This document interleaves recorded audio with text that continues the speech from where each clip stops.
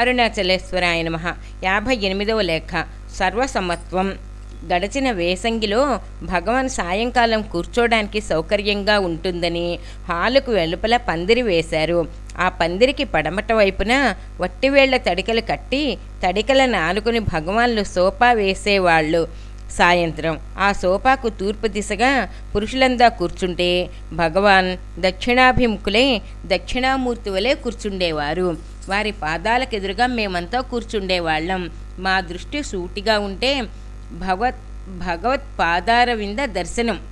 పక్కకు తిరిగితే చక్కని పూదోట, పైకి తిప్పితే అరుణాచల శిఖర దర్శనం. మా భాగ్యం ఏమని చెప్పాలి. ఒకనాటి సాయంత్రం 4:30కి బయటికి వెళ్ళిన భగవాన్ తిరిగి రాకముందే మబ్బులుగా ఉండటం వల్ల వట్టివేళ్ల తడకలు పైకెట్టి కట్టారు సేవకులు. భగవాన్ వచ్చి కూర్చున్న 10 నిమిషాలకే ఎండ తెరదీసినట్లుగా వచ్చింది. సాయంకాలపు టెంద అయినప్పటికీ వేసవి కావటం వల్ల అందరిపైన వేడి సోకి రవంత కష్టం కలిగించింది. పైబట్ట అయినా లేని భగవాన్ మీద ఆ ఎండబడితే చూసి సహించలేక సేవకుల్లో ఒకరైన వైకుంఠవాసి అనేవారు చల్లగా భగవాన్ వెనక ఉన్న తడికలు దింపారు.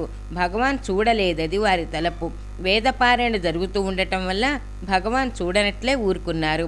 పారాయణ ముగితేతోటే అందుకున్నారిక చిరాకుతో, చూడండి వీరి చేష్టలు, నా పక్కనున్న తడికలు మాత్రం దింపారు.